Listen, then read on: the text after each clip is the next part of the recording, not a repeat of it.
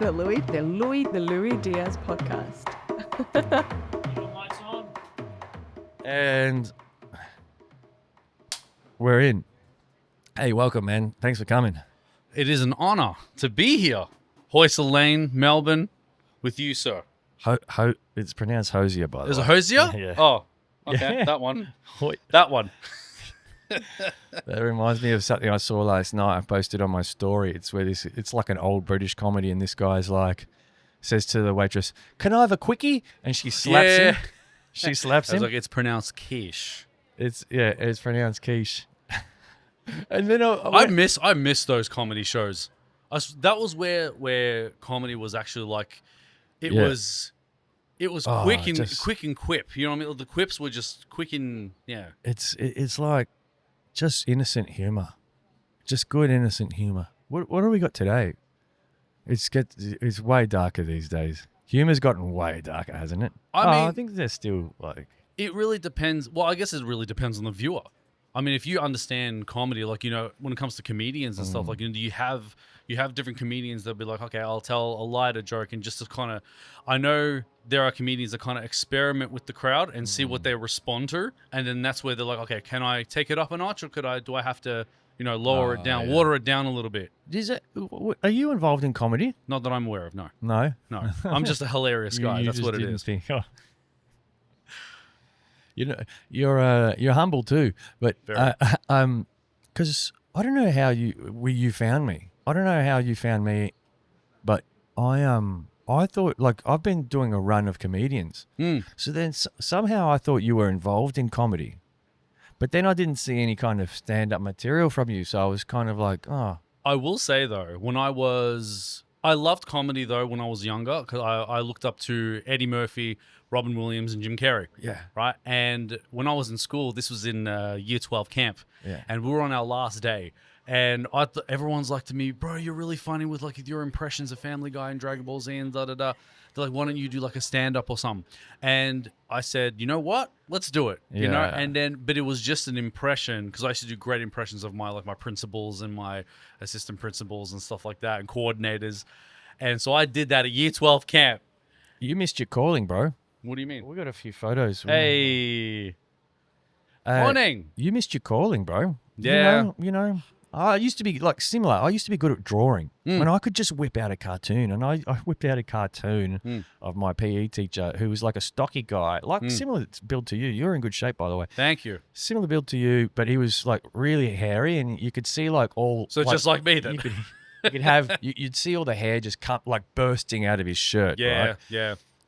Like you can't put a Band-Aid on it. I whipped out and I won't say his name. It starts with MUL, right? But I whipped out a pen one day and quickly on a jotter pad drew this gorilla on a building, right, holding a woman, and called it Mull Kong. And like it took me like 30 seconds, and it went around the bus, because we were on our way to Ballarat. Right. Went around the bus, and like the whole bus erupted. He was on that. He was one of the teachers on that. Okay. And I look back at that and I go, I had a talent there that I didn't pursue, or I didn't understand it was a talent. Well, it sounds like similar to you. It's like you've had these talents to make people laugh through impressions and stuff. Maybe you didn't capitalize on those. The thing is, though, the reason why I didn't pursue it was because that I used that to try to fit in. Okay. So I allowed people to paint a picture of what they thought I am. And that's interesting. Yeah, so that's when that's what I'm like, nah, I can't, because anything outside of the impressions, anything outside of the like something that I do to make people laugh, it just feels like they're not used to that. They don't know how to respond to that. And it's like, well, no, I'm much more than I'm just a funny guy or whatever. Like, you know, when I was a kid, I wanted to be the best person in the world. Because what do you mean by that? Like, so what I mean by, I don't know, I would always see. Is that fame, or is that like no? It had nothing to do with fame, kindness, or what is it? It was, I think, it was in a sense of I wanted to be like the person that makes people's day. Yeah. That wanted to be remembered as the best person in the world, because Martin was very funny. He was very warm. He You was just very want to make humble. people's day. Yeah. Right. Yeah. You know, but obviously as a kid, you don't know what that means. You don't know how much, how many obstacles you have to go through to really understand that not everyone's going to love you, but not everyone's going to hate you either. There are people going to bow down to the heavens of God that you exist and that pray to the devil that you died. That's going to happen. You can't control that. Yeah. But but then I was too busy focusing on other people, basically putting others before myself. That was the issue. Yeah. So Sorry, I was just it's just something looked like it was about to be propelled in our direction just there. you see, yeah. Gotta love it's just the wonders of Melbourne that we live in. Oh, it is an increasing concern recording in this laneway sometimes. Although, look, I've never been in trouble, but I've just felt sketch before, and I do feel sketch now. but Sorry, bro. I'll protect you. I got you. Thanks, It's bro. all good. Appreciate it. It's all good.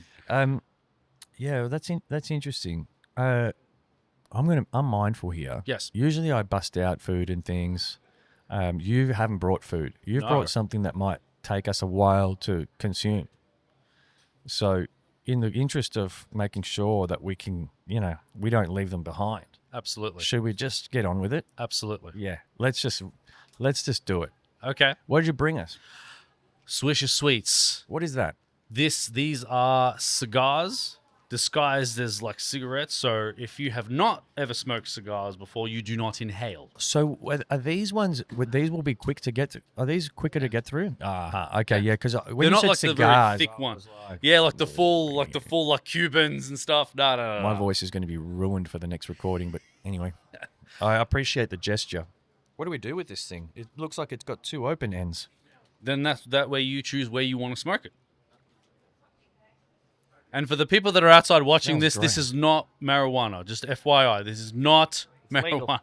Legal. Got my lighter as well. Great. It's great. I haven't had anyone bring cigars before. This is original. You have done something original.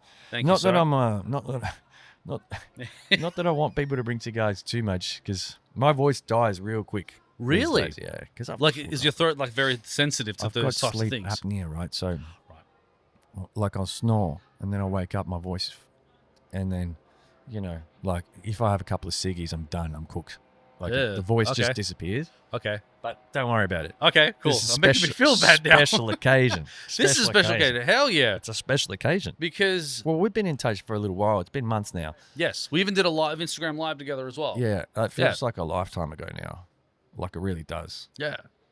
2025, actually, because of the amount of production that I've done, feels like it's gone on longer than other years. Like I look back to other episodes, right? Say, oh, nice. Oh, you like yours first. Show me how You sure? professional yet. Show me how pro. The thing is, I don't smoke cigarettes, though. That's the thing. Do you smoke? But you do smoke cigars? It's kind of interesting. We're in a fire escape. Awkward moment. Yeah. So I don't know what I was saying. Your turn. Doesn't But no, matter. when it comes to cigars, for me, it is always it's a celebration thing, and what started this was I was in a very rough patch, and I was basically looking for full-time work. I couldn't find full-time work because I didn't finish school at all. Hey, look at you! Hey, Yeah, it's gonna be hard not to inhale it. yeah, It's kind of a reflex action that I do. Have you ever had shisha before? Yeah, Yeah, same thing. I inhale shisha Why? because I like to blow it out my nose. But you can still blow it through your nose and not inhale. I don't know how to do that. Really? Yeah, you ever tried playing a didgeridoo before? Have you ever Honestly, I want to learn how to play a didgeridoo. Oh, there's this thing called circular breathing. That's the technique of how to play a didgeridoo. I can't do. I'm not saying I can't. I haven't figured out how to. We haven't found the technique. That's been honestly, it's Yeah. been. It's a because I love that instrument. I love the indigenous instrument. Yeah, hell yeah, of course. It's a the beautiful, icon. soulful sound, right? But Icon then, of Australia.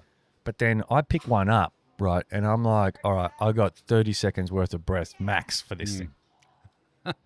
Yeah, no, I would love to learn it. I would imagine it requires a lot of like breath technique and obviously, clean lungs. I would say, because obviously you got to get the sound through. You got to use your entire breath in, and yeah. So I can imagine. I'd love to learn that too, actually. Yeah, put it on your bucket list. But you were I interrupted you. I'm sorry. You were talking about a rough time. Yeah. So I would say between 2009 and 2000 and Well, how old are you? I'm 30. I'll be 35 in October. Okay, cool. Okay. I don't look it. So you're a young lad. You were a younger lad back then. Yeah. So 2009. So between 2009 and 2000 and we'll say 16. Yeah. So yeah, around those 7-year mark was one of the lowest parts of my life, because I didn't finish school, and between 2009 and 2012, I had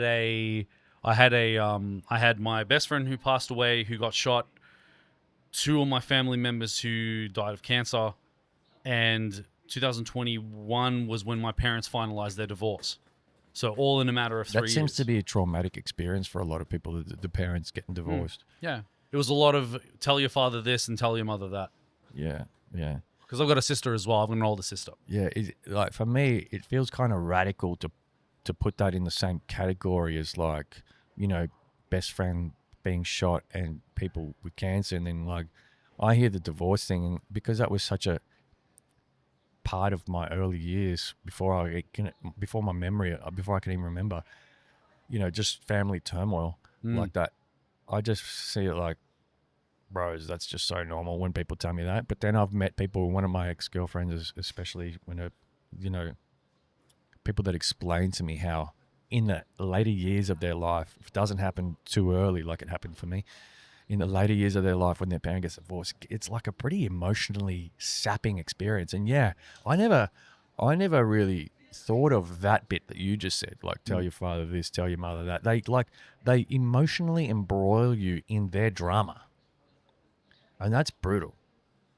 Yeah. And it's and what made it even more frustrating as well, because this was actually around the same time that my sister was getting married. And so when my sister was engaged and stuff like that, I think it was around the same time. So her wedding's being yeah overshadowed until my sister basically, because there was a point where my parents could not be in the same room at all, until my sister was like, okay, I'm getting married, you 2 are coming, and if you can't behave yourselves, don't come to my wedding. Yeah. It is that simple. My sister. Do you remember what happened? The TLDR, did they behave themselves? Oh yeah, they behaved themselves. Yeah. All right. Yeah. All right. So they put their stuff behind. Oh, that's good. They're civil.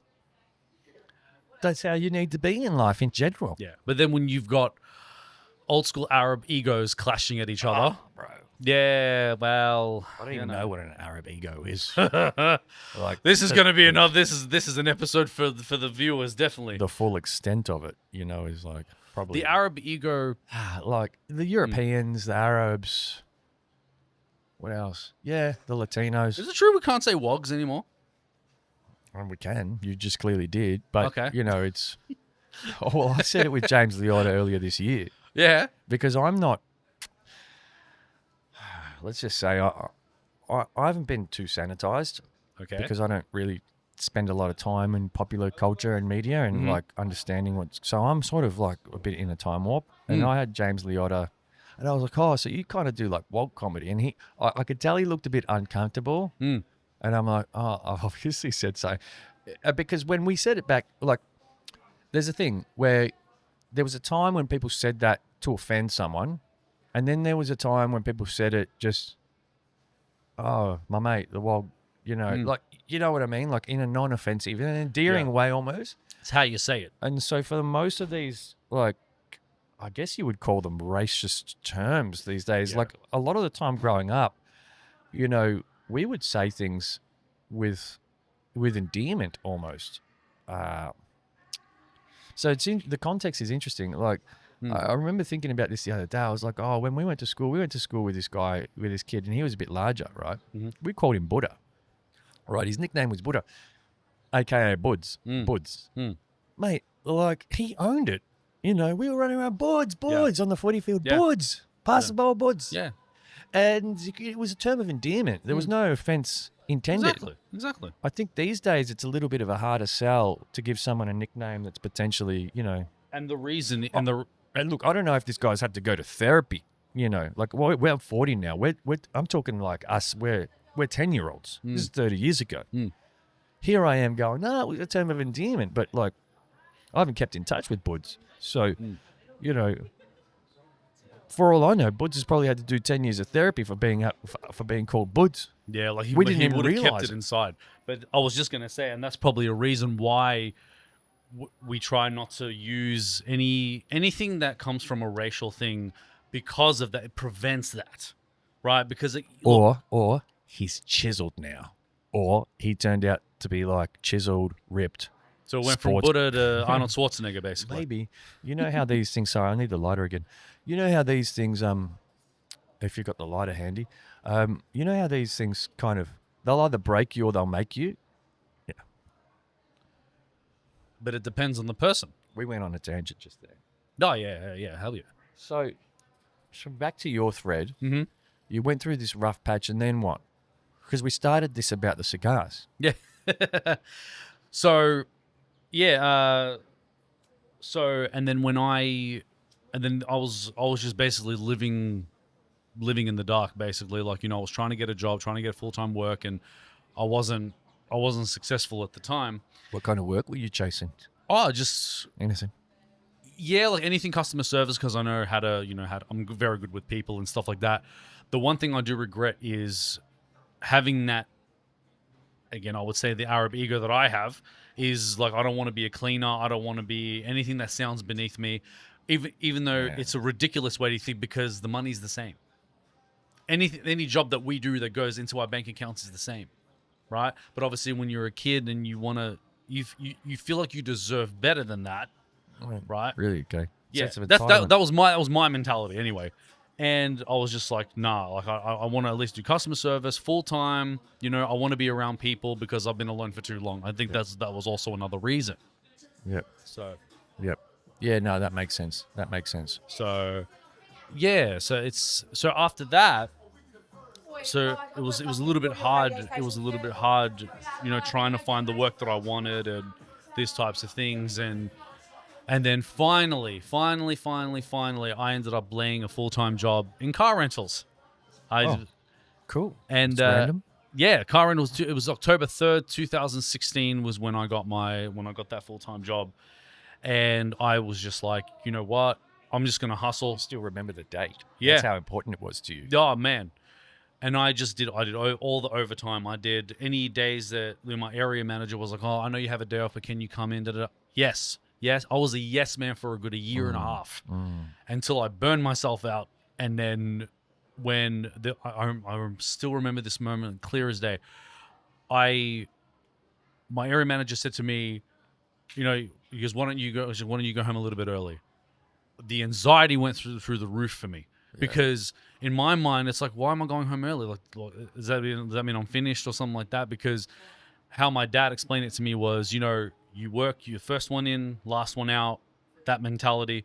And if they tell you that, you to go home early, that means they don't like you, right? It's a ridiculous way to think, but obviously in the Eastern culture, obviously in the Arab world, that's how it is. But in the Western culture, it's not like that. So That's true. So a lot of people bring these different conceptions from other cultures here. And yeah, because I do want to explain the culture a little bit later. But so and that's when my area manager was like, no, it's all good. Like, you've done a great job today. You deserve we'll clean up the last half hour. We'll clean up. We'll take care of everything. You go home. You've worked very hard. All right, cool. And then like I did not sleep that night. I'm like, am I actually going to work tomorrow? So I showed up like it was nothing. I'm like, okay. And this was when I didn't even know what annual leave was or anything like that. I didn't really understand it. So I was, because in my mind, it's like you just work, And, but it wasn't it wasn't a cultural thing, but it was also proof to myself. It was proof to myself that I am a hard worker. Yeah. I didn't want to be labeled as lazy. I didn't want to be labeled as, not going anywhere in life. You know what I'm saying? I didn't want to be labeled as that. And I wanted to prove to myself that I'm not that I'm better than that. So and that's Jeez, when there's yeah. a lot of pressure people put on themselves. Sounds like you did too. But pressure sometimes to perform like this. yeah, and when you know that you can do better, want to be better, all you need is that opportunity, that little opportunity, that little door that says, "Come on in." Once you get that, it's go time. Hustle on, lock in, etc. And then, and the amount of the shifts in my life was just absolutely incredible. So within 3 months of that job, got a new car, and then hustle to try, and then learn to figure out like budgeting and stuff like that. Where does my money go? Where do I keep it? Where do I spend it? How do I be strict with my money? How do I keep the balance between being responsible and having fun? So that took me a bit of time. And then by the time I will say about 20, I'll say like 3 years ago, actually. 3 years ago, that was when I was like, you know what? I've done an amazing job going from having negative in my account to having 5 figures in my savings that I know that I can manage and know how to control that. And I was just like, I never had this before. Like this amount of money is to my name. Good. You earned it. I earned that. And I look at it every day as a reminder that I can't slip. Like, yes, I understand that money comes back and time doesn't. I understand that. But at the same time, it's like knowing that I've built the mentality of, okay, I've got to lock in when to chill, and then to this day, like I've never been so happy in my life. That's great. So much better. So you're in a good spot now. Oh, yes. Best spot you've ever been. And the spot gets better because October 1, I fly to my motherland. I'm going to Egypt. What is Egypt? Because I'm Egyptian myself, just FYI for the viewers. Yeah, so you're Egyptian. I'm Egyptian, yes. Right, okay. Catholic Egyptian. Land of the pharaohs. Yes. Okay. Yes. And so first time in 25 years. All right. Okay. So this is why it's another special occasion, because again, money was an issue, and trying to figure out, where my life was going. And then because during that depression time, everyone was traveling, everyone was like getting married or going to uni and stuff like that. And nothing was happening for me. Oh yeah. Everyone's yeah. You didn't what you don't see when you're going through that time is all the other people doing worse than you. You only ever see the people doing better than you. Yeah. Quote unquote. Yeah. You don't see the people doing worse than you. You walk past them in the street and you don't notice. You're just in your head. Yep. You're just walking by. You see this this happy couple ahead of you. And you just think, oh man, this guy's done so well in his life that he's feeling confident enough to propose to this woman, and that's not me. And then comparison just steals any chance of joy in your life. Comparison is the thief of joy. That's what it is. Comparison is the thief of joy. Yeah. And that's what you did. And I'm confident to say that being on the religious side plays a big role in my growth as well. Yeah, 100%. And because this is what made me understand what religion is supposed to be about, is you having a relationship with God. That is all it is. And understanding what his purpose is for you. It has nothing to do with the rest of the world. Everyone's path is different. Mine is different. Yours is different. Theirs is different. The viewers, their path is different, right? And it doesn't have to make sense to anyone. It's like, why? Yeah. Why? Why do you need validation for the path of life that for purpose that had nothing to do with other people? It makes no sense. Yeah, you don't. Yeah. So, and that's where like I understood that, because I used to be an altar boy as well. I was in between 2000 and I was 11 years. I was 11 years. So I stopped when I was 19. So yeah, it was like 2000. Yeah. I was very young. So 1998. Yeah, 1998 to 2019. So 11 years. What's an altar boy do? So an altar boy, we're the people that hold like the candles, and then we follow the priest. So this is at a Catholic church. Yes. Right, and so there's a bit more formality in a Catholic church, right? Yeah, yeah. And there's a priest, and there's people holding candles. We're holding candles. There's also the deacons as well, and so we go around. Obviously, we go around like the church, like holding the golden. They've got the golden book, which is the Bible that the priest uses. Yeah. And so I did that for 11 years, and and the reason why I stopped was because that one of the deacons was my uncle that passed away of cancer. Who's a deacon? So a deacon is the kind of the person that is in charge of the altar boys. Right. Okay. And obviously that works alongside the priests closely. So you had to just take a break from that. Yeah. Yeah. You know, and it was strange because on my show I had a psychic on my show, right? Which show? Real Talk Talk with Labzy. Labzy. That's my podcast. Sorry, go check it out. I was thinking show because you were talking about church. I was thinking you had a church show. No, You're talking about your show. Real Talk with Labzy. Yeah, Real Talk with Labzy. Go check that out. So when I had a psychic, you had a psychic on. I had a psychic on my show. Okay. And then we were talking about what did they do, like a reading for you or something on the? No, I didn't. They didn't do a reading for me because I wanted to understand how. Well, in my show in general, like I interview all types of creators. So I've had rappers, singers, entrepreneurs, escorts, obviously the psychic, gamers, streamers, business owners. You put escorts in the creatives category? Correct. It's either creative or someone enjoys what they love doing. Okay. Anything involving that. I'm glad they enjoy it. Yeah. It's important to enjoy what you do. Of course. It defeats the purpose. Job and not enjoying it. Oh, that'd be hard. Oh yeah, absolutely. And then when we were actually talking about death, right? And this was actually around the same time that I had a friend of mine who passed away last year of cancer as well. She was only 32. Bro, you've been impacted by a lot of cancer. You know, and obviously you and the other families and friends of these people. That's I think geez, man, I just turned 40 last year. I just turned 41 actually, and it's like, this is the age where you start. Like a few have already passed on. A few of the people you know have already passed on, and it only intensifies, I guess, from here. Yeah. But it depends on how you take care of yourself too. Yes and no. Yeah, you think so? Yeah, of course. Okay. It's luck. It's totally luck. Yes, you can improve your chances. But like, it's totally luck. You know what I mean? Yes. Like if one of the junkies came out right now and decided to just like stab me to death, I'm done. Yeah, that's it. You know We're what done. I mean? I don't have anything to defend myself with. Yeah. So you have your fists. I have got, I suppose. So I'm lucky. But I mean, you know, when your time's up, your time's up. Yeah. That's also what I had to. That's what taught me as well about death, is that your time is very limited, right? And it's so finite.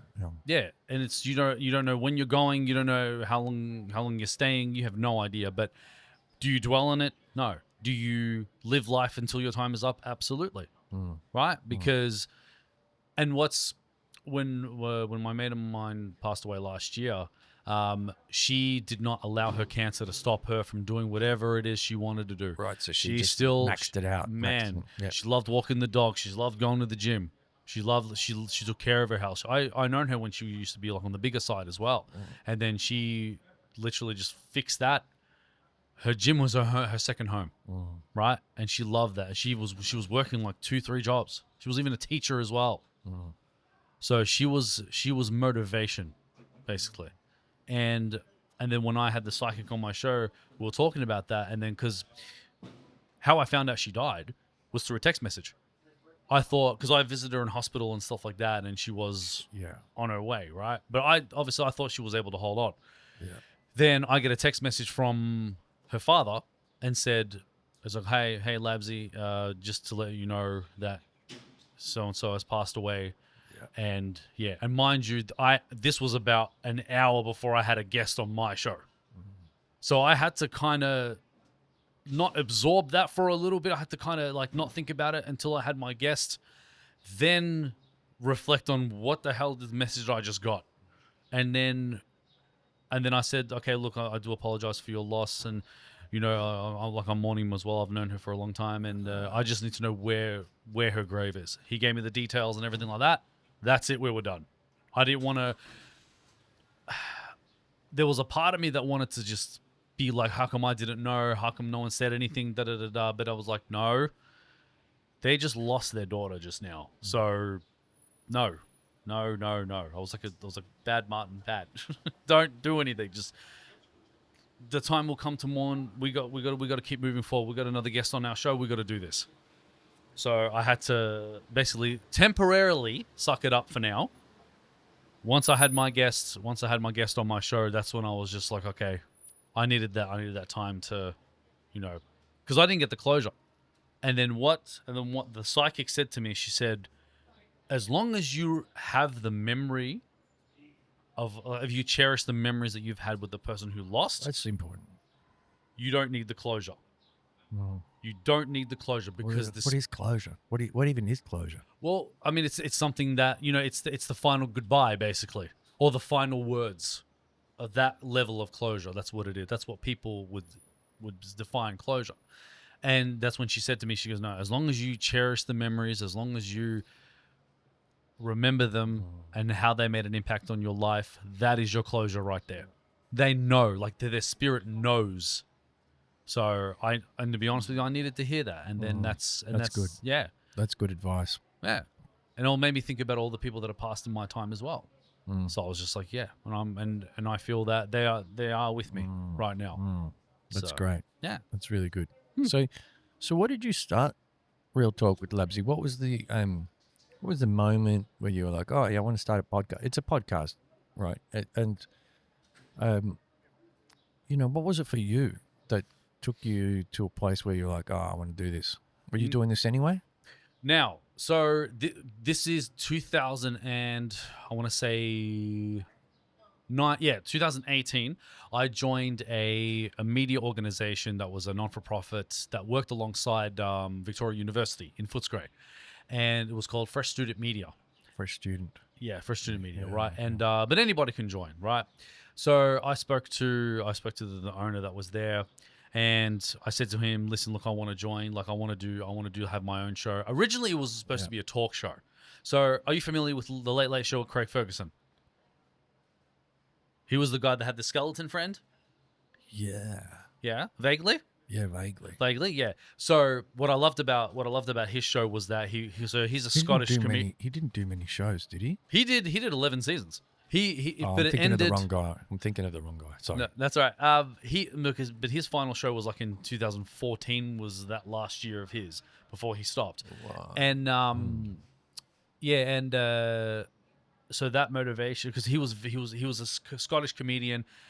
A lot of his stuff was improv, right? So you can just really tell that he's just free to do whatever he wants. He speaks whatever he wants, you know. Has the riz with the ladies as well, you know, but it was just humor, you know, it wasn't anything sleazy. So he found that line.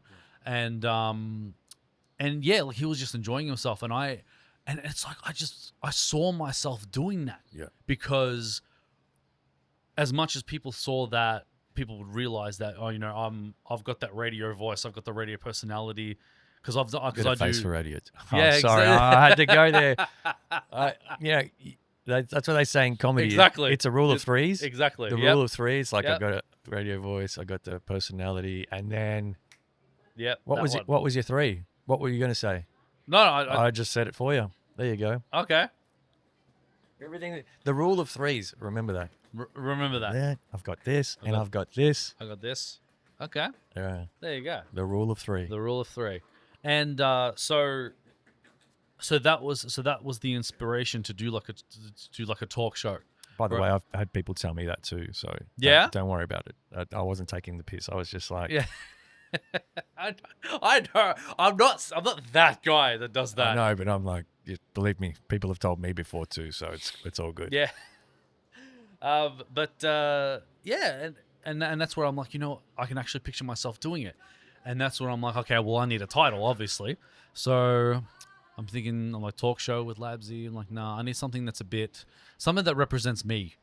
So I was like, and I'm always telling the truth about a lot of things. I wouldn't say I'm political, but I do have a lot of opinions on a lot of things in terms of the politics side. Yeah, welcome to Australia, mate. Who doesn't have an opinion on politics? Yeah, The most politically charged nation on the planet, apart from the US, maybe. yeah. But the thing is, though, like I don't normally share it though because I try not to, because the one thing I've always hated about politics is that no matter which side you choose, you're still wrong.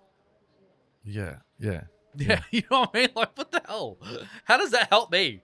So, and that's what I'm like, you know what? I'm going to call it Real Talk with Labzy. And then I'm like, Real Talk with Labs, Real Talk with Labzy. I'm like, all right, cool. I'm like, cool. And eventually I'll get a theme song. I'll get probably words. I'll probably rap to it or something. I don't know. We'll cross that bridge. And yeah, so they gave me like a whole, this whole like setup thing. There was like couches. There was all of that. And I did about 4 episodes. Yeah. Was it 4 episodes? No, it was 2. No, it was 3 episodes. It was 3 episodes. And then when the media organization kind of went a bit down a little bit because of all the dramas that were happening there, and everyone just decided to go their own way. And I thought to myself, you know, and this was just before COVID actually as well, like just before. And so when everyone went their separate ways and it didn't really work out, I was like, all right, well, what do I do now? Like, I still believe in my show. I still want to do. I really enjoy talking to people and learning about new things and actors and these types of things. Yeah. So and that's when the epiphany came to me, when Instagram did the update of you can join people's lives. Oh, yeah. And that's when I'm like, that's it right there, because I wanted to start to really get my show out there into the US as well, right? And that's when I started to realize, I'm like, okay, well, I need to learn how to be myself, because the Americans know how to smell fake. They know how to smell it. That's interesting, yeah.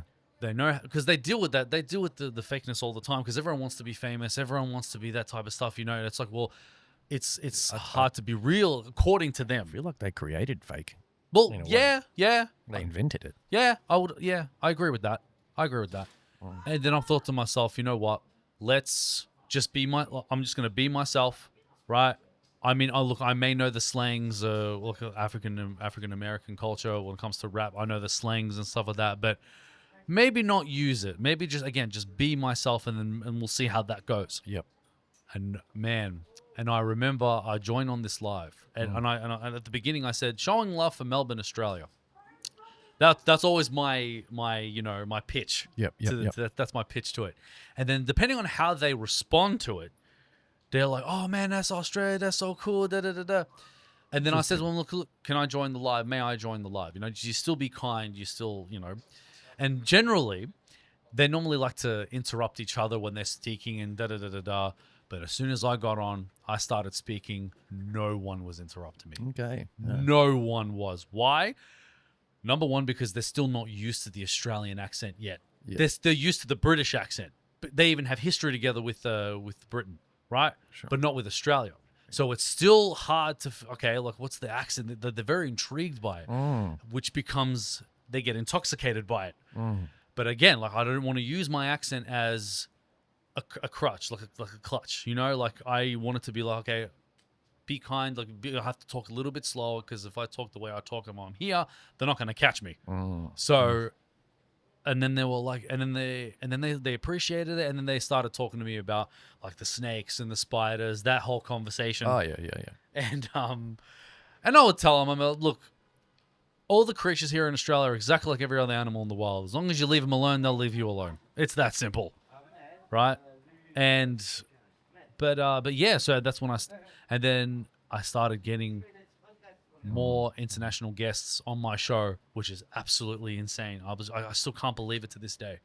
So I've been doing my show for 6 years now. Nice. And then within 6 years, I've got connections in America. So we've got California, Texas, New Jersey. Shout out to my Jersey boys, PDE, Swaggy to Wagon, just Dan. Also Arizona. Did I say Texas? Yeah. Yeah. So Cali, Texas, New Jersey, North Carolina, Minnesota, Minneapolis, Florida. Yeah. All those connections have been on my show in some way. Yeah, cool.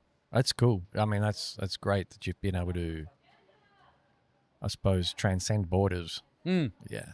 Yeah. And you've chosen the American market. Obviously, it's a huge market. Because I try not to, because Do you have any aspirations to head over there and do your show over there? I'm manifesting in the next few years to do an international tour. Great. Awesome. Yeah, that'd be good. What does that look like? It sounds like I don't know. I've got to pay. I've already got the destinations where I want to go. Yeah. But where am I gonna do it? Where am I gonna be like? Where am I gonna, how I start this? Because obviously I have to invest a little bit more into my show. Yeah. I have to invest obviously cameras, mics, and stuff Yeah. like that, and I have to take all that with me.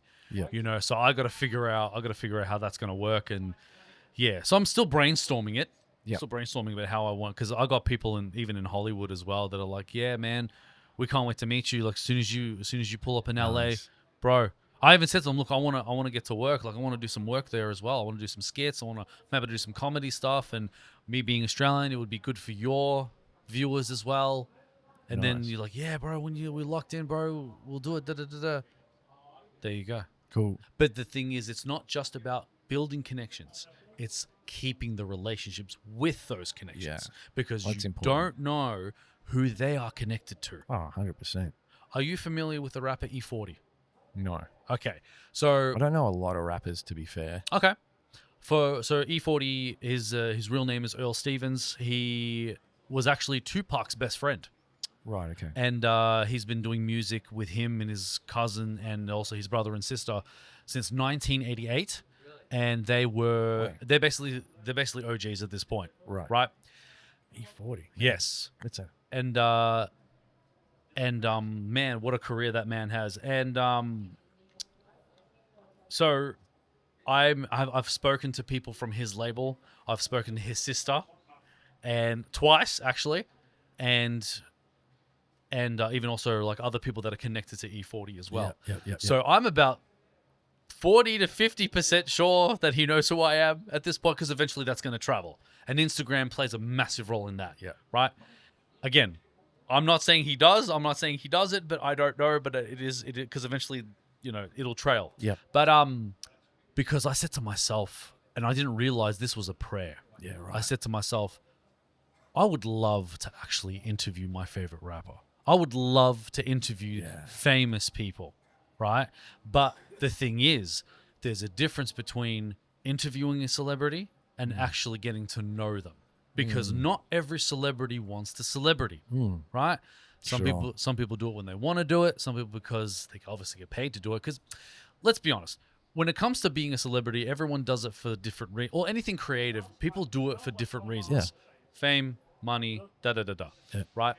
But then if you have celebrities that are like, wow, this person actually wants to get to know me, not just he knows me for this blah, blah, blah. He actually wants to know me, understand how I do things and right? And again, one of my biggest achievements that I had recently was Thomas Nicholas, aka Kevin, who was played in American Pie. Kevin. He was Tara Reid's boyfriend. I watched that recently, actually. Yeah. I reckon it was in the last year that I watched that. Yeah. So he was Kevin. Fuck, that was a good movie. Yeah. Oh, how good was it? Oh man. Oh, I watched It was back American Pie 2, I think, the one where they went to the summer house. Yeah. But American Pie was basically a teenager documentary. How Yeah, I remember watching it last year, and I was like, they can't make movies like this anymore. Hell no. Yeah. Without the so-called cancel culture. But I mean, that was probably peak teen movie era. Like, and when I say peak teen movie era, it was where teen movies peaked because, go all the way back to the 80s to like the summer camp movies, which were just huge faves of mine. And these movies were they were on after the main movie. So you get the main movie on a Saturday night on television because we didn't have the internet back then. We didn't have streaming back then, right? Oh, you would have, in your generation, it would have been just in before. the 90s. In the the 90s, right. So in the 90s, good old dial-up. You wanted to watch anything, you were watching it on TV. Yeah. And like they'd have Arnie was huge in the 90s, so they'd have an Arnold Schwarzenegger movie on, and then at 10:30 they'd play like Meatballs or Summer Camp or something like that, and just nudity and teenagers being teenagers, and then But American Pie came out and it was. But it wasn't just movies though. You got to remember there was also TV series as well. One Tree Hill, OC. Oh yeah, OC came a bit later, but yeah. Yeah. You know what I mean? I think it was that peak of like teenagers where, you know, what they go through and stuff like that. OC was more... For us, it was Dawson's Creek. Yeah, Dawson's Creek as well. Yes, Yeah. absolutely. I'm a bit older than you, so like, Yeah. I'm just trying to think a little further back. Dawson's Creek was like probably the big one. Of Yeah, my, it was. It was like 97, 98. That Yeah. one. Yeah, the good old days of teen films. Yeah, but it was real back then. It still real is. back then. It still is, just in different. Like it's just it got so decentralized, I suppose, because of the internet that you can find these cool things. Really, a lot of it on YouTube. Really, Yeah, that's where right. creators can create. Yeah. But the scripts back then was. But the thing was, it didn't create the hype.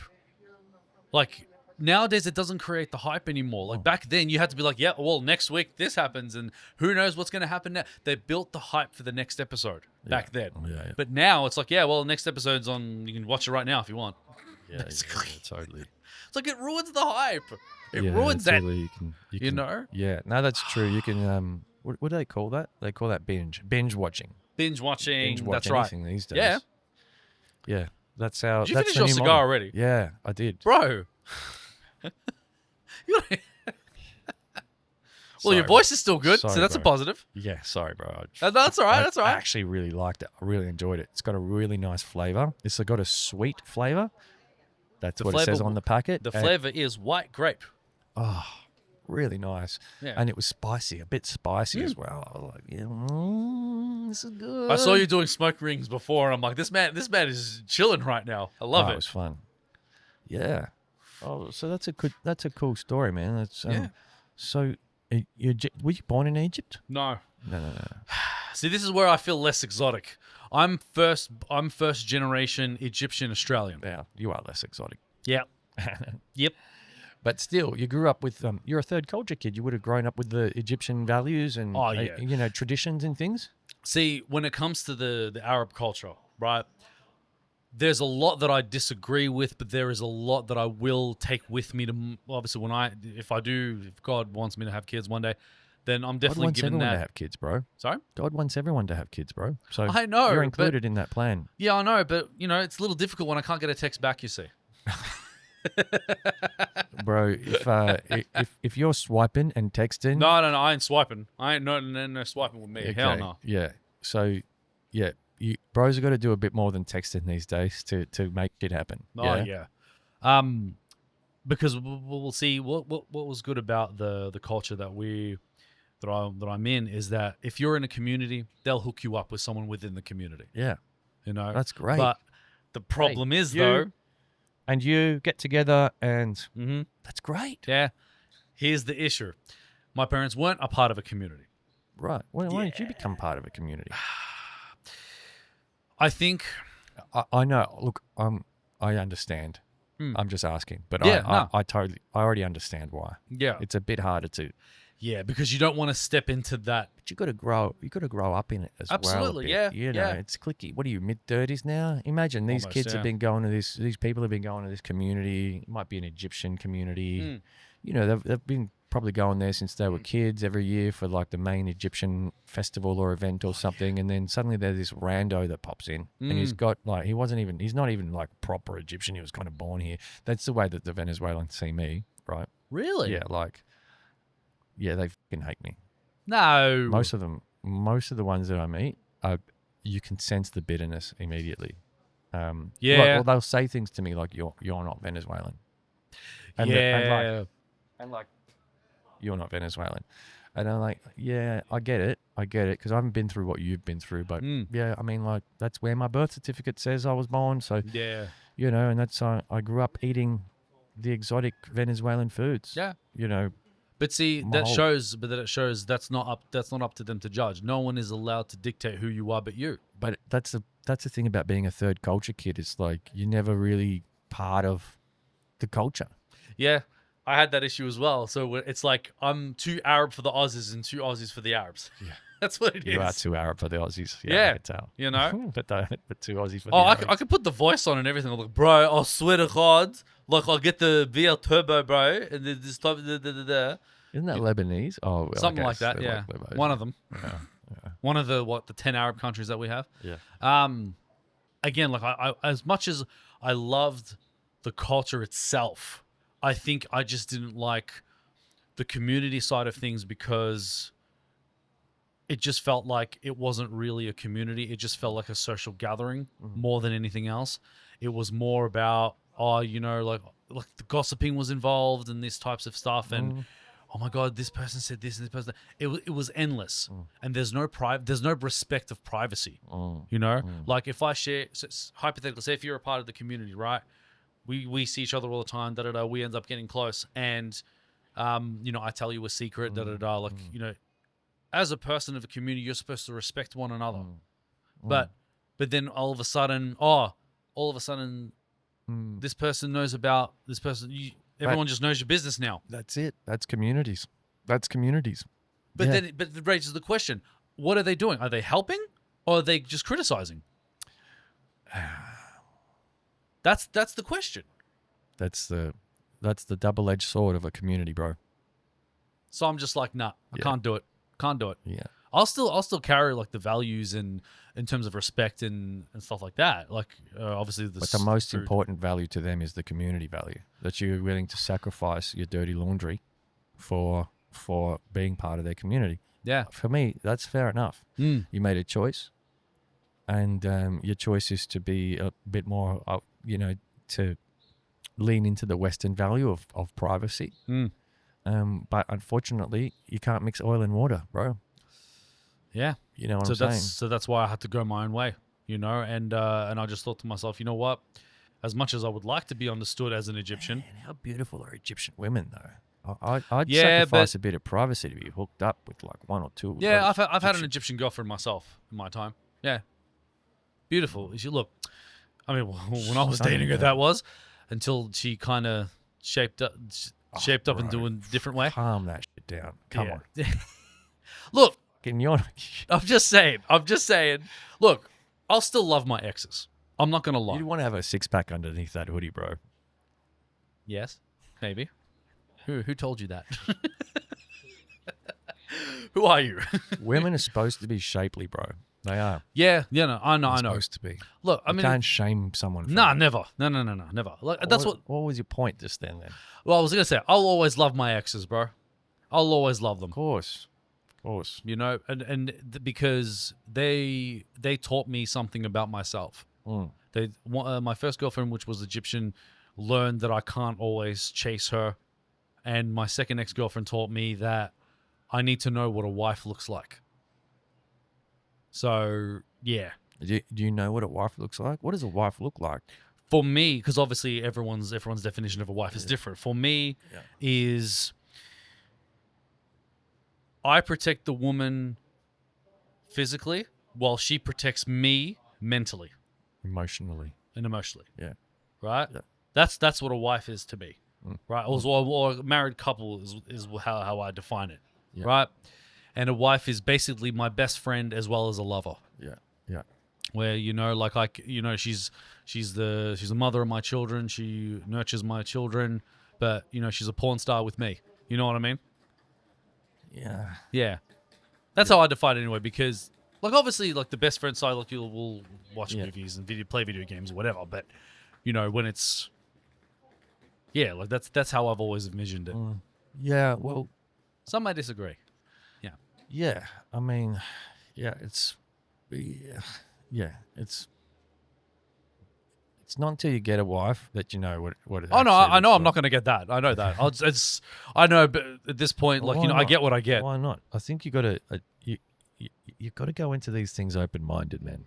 You know what I mean? Well, that's it. I guess. Like if your priority is to protect your privacy, so you don't want to be part of a community where you can start to, because I'll tell you one thing, it's important for a woman to be part of a community. Yes. All right. Yeah, I agree. I agree. It is. So, like you're gonna have to. I think the whether people agree with your definitions or not is one thing, but I think probably the third thing that I'd want to add to that, if those were, your definitions, is is two people that are really clear on what they're willing to sacrifice. Yeah. And that's the hard bit for us here in the West. Like, what are we willing to sacrifice? None of us are willing to sacrifice anything because we've been told that we're entitled to everything, right? And therefore, why should we have to sacrifice anything? Like, a real relationship is sacrifice. Yeah. I don't understand how people can't see that. Mm-hmm. And that's probably the first thing that needs to be acknowledged. It's like, I have to know what I'm willing to sacrifice to be with this person, to be with this person, not for me, but for us. Yeah, exactly. Um, It's the idea. Like everything I just said, when I wanted in a wife is just an idea. I'm not going to get that. Hell no, I'm not going to get that. Not until you frame what you're willing to sacrifice That's as right. well, That's along correct. with it. Yeah. Once you figure out what you're willing to sacrifice as well, then you're likely to hone in on something. Yeah. You know, exactly, because I don't like hearing like, oh, I'm not going to get that. I know I'm not going to get that. Well, why not? Like, you can get what you want in this world. You can. It'll come to you. You can manifest it. Yeah. To manifest it, but you know, be real. Be realistic. Realistic is, you know, some people might say, oh, realistic, but what I mean is like, be balanced. Be balanced in your approach to what you want as well, because like nothing's perfect. You know, we see beautiful people around us all the time, really highly desirable people, socially capable, you know,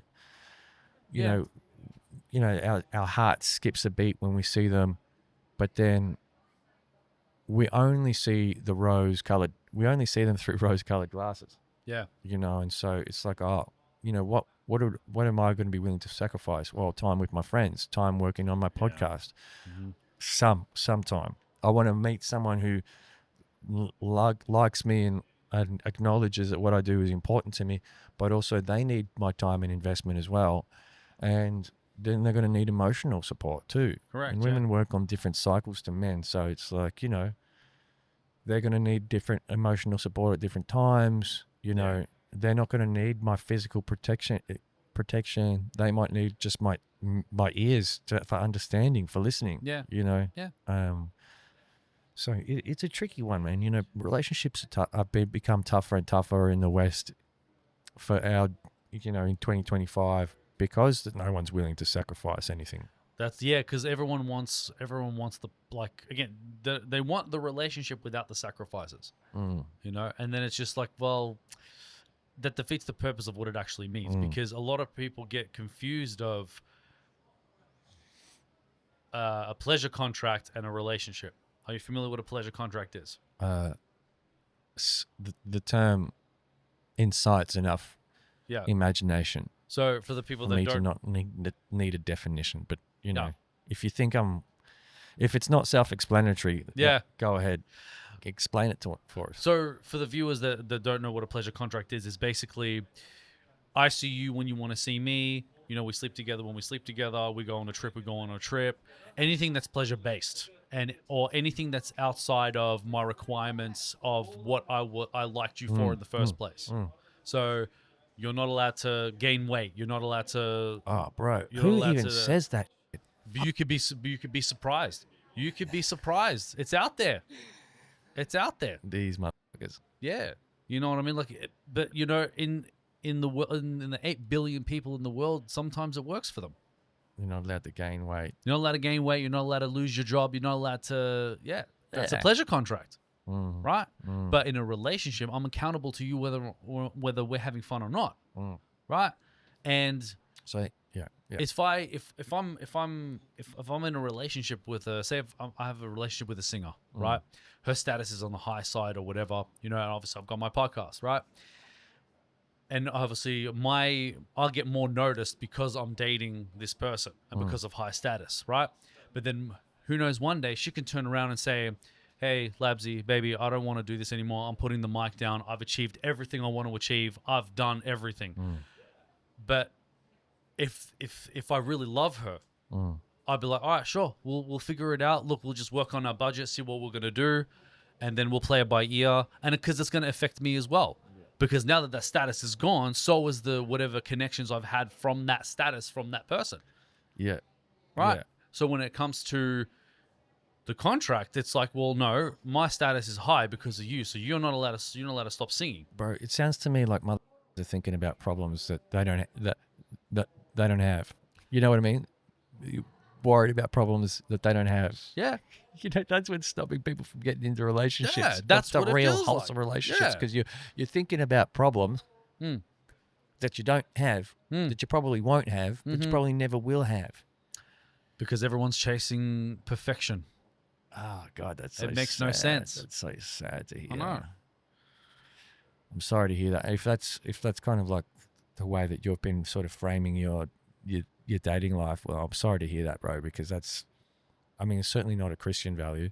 No, hell no. No. So I don't know where it's come from. It feels like it's come from popular culture. Mm-hmm. It feels like it's come from celebrity culture. Mm-hmm. But then here's everyday Joe walking through the street that's not a celebrity, that's trying to live a celebrity life with celebrity values. It's pretty sad. Yeah. You know, not to be judgmental, but it inhibits growth. It inhibits experience. Mm-hmm. You know, people walking through, you know, so many beautiful single people out there because they're trying to live lives that they don't have. Mm-hmm. You know, That's why just that's why everyone's in debt. So sad. Yeah, that's why everyone's in debt. Well, yeah, that's an interesting one because that's marketed to us. That's marketed to us, and we live in a debt-based society. So debt's marketed to us as a rite of passage. So it's an interesting one. Like same with gambling and that. Mm-hmm. Debt, gambling, you know, fun, drinking, alcohol, drug use. You know, in the West, it's like you can have it all. Yeah. And that's where it's interesting, especially when it comes to people that were not born and raised in Australia, in the Western world. Say like the Arabs and the Europeans when they come here. I love them. Man, they're just a breath of fresh air. Yeah. They're so less volatile. Yeah. Emotionally, absolutely, just less volatile. Yeah. But it's interesting because when my parents moved here from Egypt, right, they wanted a better life for myself and my sister, and you know, they didn't want us to deal with the extremist Muslims that were discriminating against Christians, right? So they didn't want that because there was a period of time where, you know, extremist Muslims were burning down churches and stuff like that, like in Egypt and these types of things, right? So that's when my parents made a decision like, no, we gotta move. We want a better life for our kids. We don't want them to go through this. Yeah. Right. Makes sense. I'll always, you know, appreciate my parents for. Yeah. Regardless of how they raised me, they didn't get it right. And obviously they didn't get it right because they didn't know what they were doing themselves. They were into a new, completely different world that they're not used to. So they're kind of working with what they can, you know. That's a really great way of looking at it, for sure. And then it's like, yeah, it's which I'll always love them and thank them for that. And but how did they define successful? Right? And going back to the community is, oh, well, my son is doing this and my daughter is doing that. My daughter is a lawyer, or my son is a doctor, or working in medicine. You know, it's the, as much as you're proud of yourself for being a parent because you've guided to the right direction for your child, which is fine, but bragging about it to the community makes it look, on the outside, looks like I'm a better parent than you. It's not supposed to be like that, but it just on the outside it looks like that. That's what petty people do. Like, because they're like, oh, I bought a new couch. What have you got? You know? Oh, well, you know, I raised my kid better than you. Yeah. You know, so I have a chair. Like they all, you know, that's just petty people. Yeah. That's petty people behavior. It is, and that's where I'm just like, nah, we can't. And I think deep down, people are way more, you know, emotionally intelligent than that. But we get caught up in the keeping up with the Joneses, and we want to impress people. It's more like Kardashians at this point. But yeah, I wonder if I could. Oh yes, I'm just making sure that's the battery's doing all right. Okay, all right, cool. Sorry, I'm just that's all right. No, do what you gotta do, bro. But yeah, so when they, especially when they come to this, when Arabs or Europeans come to the Western culture, because they see like the big cities, the big buildings, and how clean it is, and these types of things. Oh, That's in their all mind. shiny things. Yeah, the shiny things. Yeah, they in their mind it's like, oh, their government looks after them, and this is incredible. Da da da da. Hell To be yeah, fair, yes, better than other places. absolutely. Yeah. And look, no government is perfect. Our government's not perfect. The government in the world is not perfect. But When she realised how much of a womanizer I am, that's going to be an instant unfollow.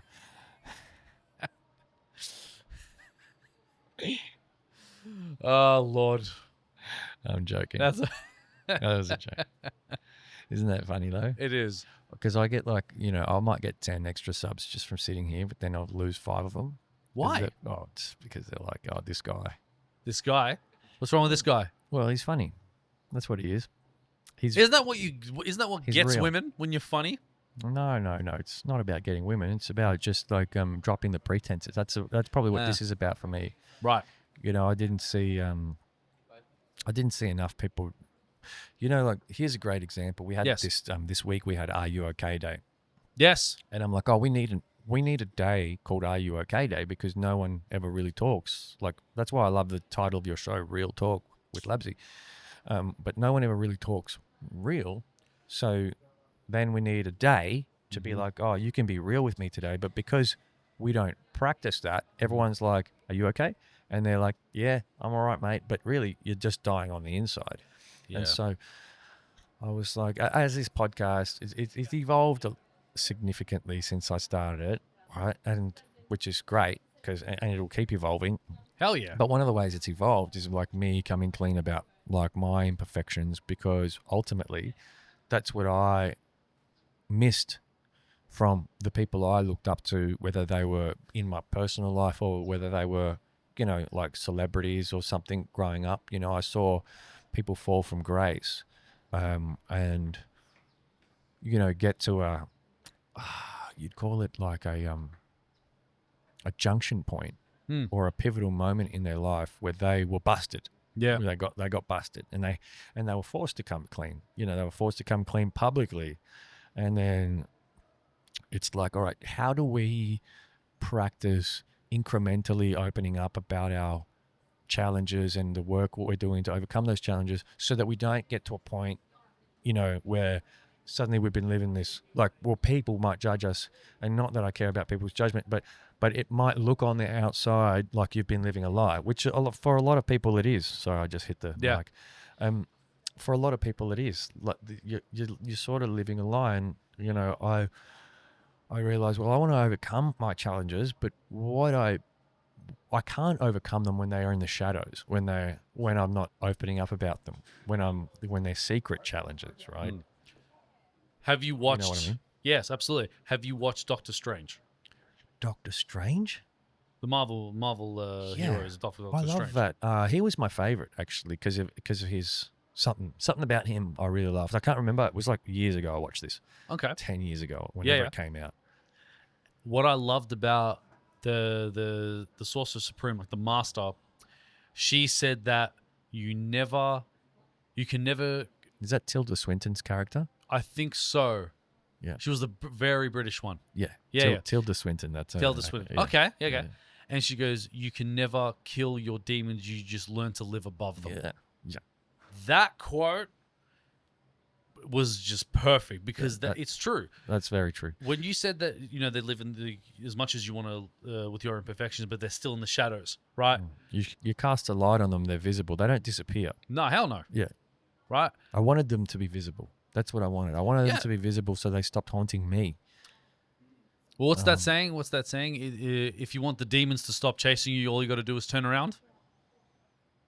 Yeah. Yeah. Oh, that's a good one. Yeah. I was like, wait. Yeah. Yeah. But yeah. And this is what's good about, especially with my show is that that's a great saying. Is where I do my best to make the guests feel comfortable and safe, right? To let them know that it is okay to, talk whatever it is about your imperfection, whatever you've gone through. if you can make anyone feel safe, they'll do whatever you want. That's simple. If you make someone feel safe around you and you don't judge them for what they've gone through or whatever it is their life have gone through, they're going to be your best friend forever. I would rephrase that. If you could make someone feel safe, they'll do whatever they want. Yes. Not whatever you want. That's the way I would sort of see it. Yeah. I like that one too. And yeah. Because because everyone's going through something that none of us will understand. Never. Not in 1,000 years. I've been through that's I've true. been through things that you probably wouldn't even have the balls to step through, to be honest with you, if you see it, right? But I can tell you what I've gone through, but that's you can only get pieces and stuff, but seeing it in front of you and living it day to day, that's a completely different thing.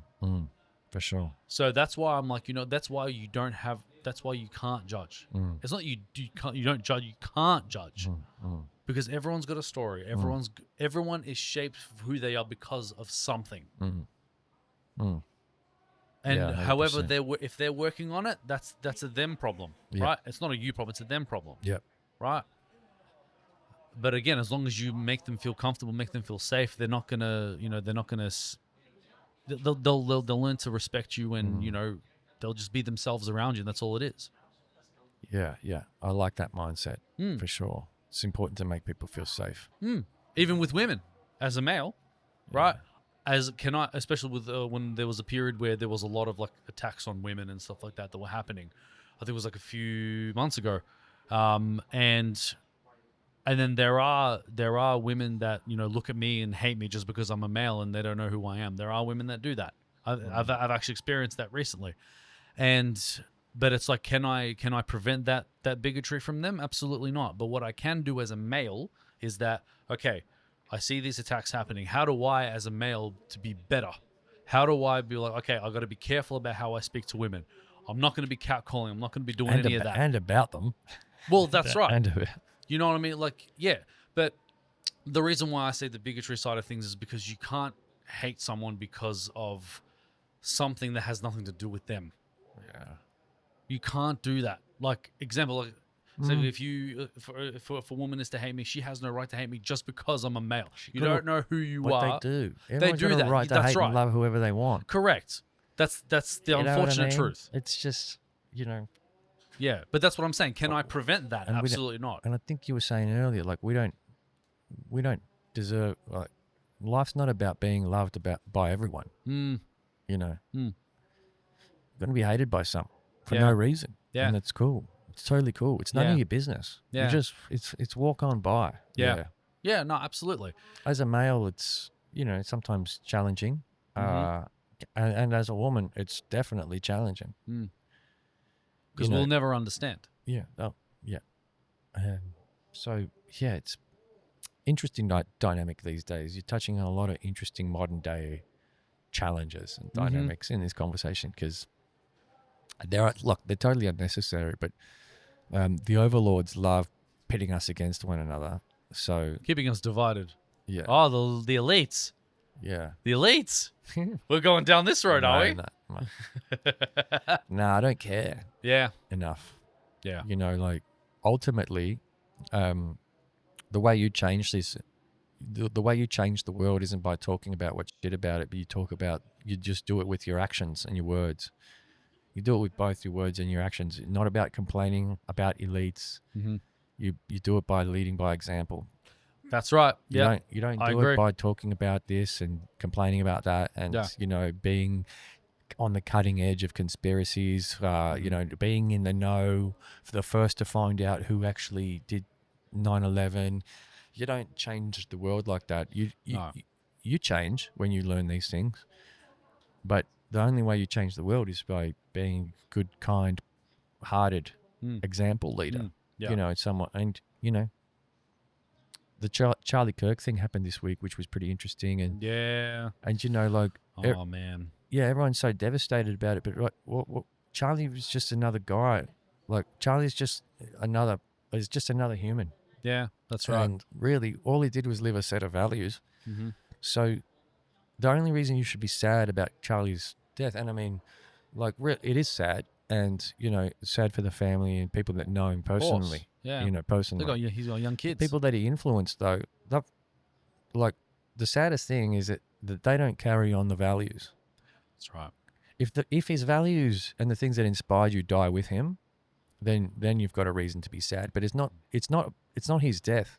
That's the catalyst for that. It's you. That's right. You're the catalyst for that. Mm-hmm. Because I can tell that Charlie was just saying things that a lot of people are thinking, but don't have the courage to say themselves. Yep. Right. Well, step on up. Yeah. Your man's gone now, people. Yeah. He's gone. What are you going to do? Yeah. That's the truth. And with 5 million followers or whatever he had, that means there's 5 million of you that probably need to get off your ass and, start living some of those values and talking some of those values. For real. And then obviously Rather practicing than the values too. Yeah. And look, there's different layers of confidence that people, levels of confidence that people have in their life, and some aren't quite ready. They're just feeling inspired. Mm-hmm. But he's gone now. You can watch his reels forever and be inspired, but ultimately you're going to have to be the one that takes the mantle. Correct. Yeah. And if one Charlie goes, but 100 Charlies emerge, that's that is how you don't. Whatever happened, doesn't defeat the cause. Absolutely. Right. When Charlie goes and Charlie's values are gone with him. Yeah. Well, that's when it's really sad. So. Absolutely. His values have to continue on. Yeah, people have got to start living the values. Absolutely. And look, I was a bit. I didn't love like the debating. Like really, obviously mentally ill, uneducated people, or heavily indoctrinated people. I didn't love that side. Obviously, it's great for the internet and clicks. It's clicky. It's clickbaity. I'm sure behind there was a real person there that really cared and has really good strong values, but because why would he be doing it in the first place if he doesn't believe in it? Exactly. Yeah. So. Well, I guess. Yeah. I mean, there's some people these days that they know how to manipulate the internet, and that's what it's about. So because the internet has no limit. The internet has no limit. The comments section. Ah, yes. But the sweet algorithm, very sweet algorithm. That's what it is. That's why I don't understand when people don't like hate comments. I'm like, bro, that's algorithm at the end of the day. That's like, if your page is getting attention, whether it's positive or negative, it's algorithm. So I haven't got enough hate comments lately. So if you're listening, but you know what? You got to be prepared for it. You got to be prepared for it. Yeah, I am. I've been getting hate comments since I was born, bro. On the internet, not in real life. But yeah, I mean, but at the same time, we all have. Yeah, well, that's right. Yeah. So even with me, like, I'm gonna be ready for that negativity when it happens. I'm gonna be ready, but it's up to me how I react to things. Am I gonna just be bitter about the comment because I'm only expecting like the positive comments, or I'm going to be, because maybe there could be in that message something I need to change. You don't know that. There's always room for improvement. 100%. We've got such a feedback loop these days. Yeah. It's just like a limitless, infinite feedback loop. When you put yourself out there. Absolutely. Yeah. But that's why I've learned to trust myself. If I want to change something, I'm going to change it. Right? Regardless of if you think, oh, Labzy, you should change this and change that, is over that. Hey, Good on you, mate. Have a good one. Yeah. So like, I've just learned to trust myself and just really just do my show my way. Yeah. And the amount of amazing results because I do it my way has been absolutely insane. That's great, man. Again, like the connections I've built, the people, the friends and that turn into brothers. Like I was saying to my New Jersey boys, right? One of them's name's Dominic Gibbs and Daniel De Jesus, but it's spelled De Jesus. right? And we so shout out to PDE, Swagging and Wagging, just Dan, and we play Fortnite like on Twitch and Oh, you Discord. do? Yeah, Oh, so you're a streamer. You're a gamer. I can. Yeah, I'm a little bit of a gamer. Yes, I'm getting more into gaming to that level. Like I've always loved my video games too. Yeah. Were you ever into it yourself? Yeah, or? I loved video games. Yeah? Please. I was raised in the 90s, man. That's when the gaming systems were just sort of starting to get good. What did you have? We had a Sega Master System, and then we didn't have really anything after that. I got an Xbox when I was 20, 21. Wow. Yeah. After I got really high with an old housemate once, and I hadn't sat in front of a gaming console for probably about, I'm going to say, 10 years. Wow. And suddenly I'm sitting in front of an Xbox, you know. So in 10 years, a lot of advancements had been made in game, right? And especially in the 90s to 2000s. Mm. And this housemate was like, "Hey, do you want to play GTA San Andreas with me?" I was like, "Yeah." He's like, "All right." Lit up a doob. We had a bit of a smoke, and I was like, "This game is unreal." You're like, "What is this?" I'd gone from like 2D gaming to 10 years later being introduced to 3D gaming, but like, you know, probably the greatest game. I reckon it's the best game I've ever played. One of the top 10 games in history. Like Samuel L. Jackson. Oh and my God, yeah. the characters in that game. I think even the storyline. Probably that was definitely GTA's best storyline. The rags to riches story of CJ. Yeah. And there I was in it. I was like, and then I fell in love with gaming again. Yeah. Yeah, because I can't be not around. I can't not be around video games for a long period of time. I have to not be around video games in order to live in the real world. I have to. Oh, look, don't get me wrong. I'll still live in the real world, of course, but like, you know, I need to have it there because I would use video games as kind of like to myself. And you're worried about chicks not texting you back. There you go. I need my time. Sounds like you get a lot of it. Oh, I've been alone. I'll be honest. I've been single for 12 years. So yeah. Well, it's not a priority to change that, is it? Yeah, I know. I know. But yeah, but gaming is fun. You sort this shit out, bro. Yeah, I need to. I'm not gonna lie. Like, I'm confident to say that there are friends of mine that really want me to get out of there. You're lucky that as a man, you know, if you play your cards right, you can get better with age, right? Do you think so? Yeah. Oh, like I've learned, especially when it comes to women, I've learned to not pay attention of how attractive they are. Don't solely pay attention to that. Just talk to them like normal human beings. Yeah, that's a fool's game. But yeah, I mean, I get complimented all the time, every day, and by men a lot. Okay. You look good for your age. This and you that. do though. Yeah, this and that, and it's like, okay, cool. Yeah, that's because I've looked after myself. But like, you look after yourself, you've still got great chances to find a partner, is what I'm saying. Yeah, absolutely. So it's just about a choice. Correct. And like gaming is one of those things, unfortunately, that will strip life away from you. You don't think it is because it comes with mental stimulation, problem solving. It comes with just general fun. There's escapism, which, you know what, we all need a little bit of escapism here or there, just to remember how to feel good, especially during hard times. Then there's community, which is what happened to gaming to really amplify the gaming scene. Is like when things started to go online, which thank God I never got into online gaming. Yeah, I only got into it like just, you know, player to computer. I can see how the community, you know, just it's addictive. Yeah. And then like when I was maybe in my, I'm going to say early 20s, Call of Duty came out, or one of those, Halo or something. It was one of those. And that's when I started to realize, oh man, this is more than just a game. This is a life for people. Yeah. But like, if that's your life, then something else isn't your life. You know Correct. what I mean? Yeah. But I will clarify something though. I mean, when I say not that I'm here to lecture you, bro. No. You know, I want you to. Yeah, of course. No, don't get me wrong. So when I mean by I love my video games is that like I still have to, you know, be a responsible adult and that type of stuff. And it sounds like you've done really well too. Man, compared to where you were. Oh, you have no idea. So, it's not like, don't take that the wrong way. I'm just No, saying. of course not. like, No. Yeah. The time is not on our side in life. Oh, yeah, absolutely. I mean, look, We're under the illusion that it is. Like you were saying before, it goes quickly.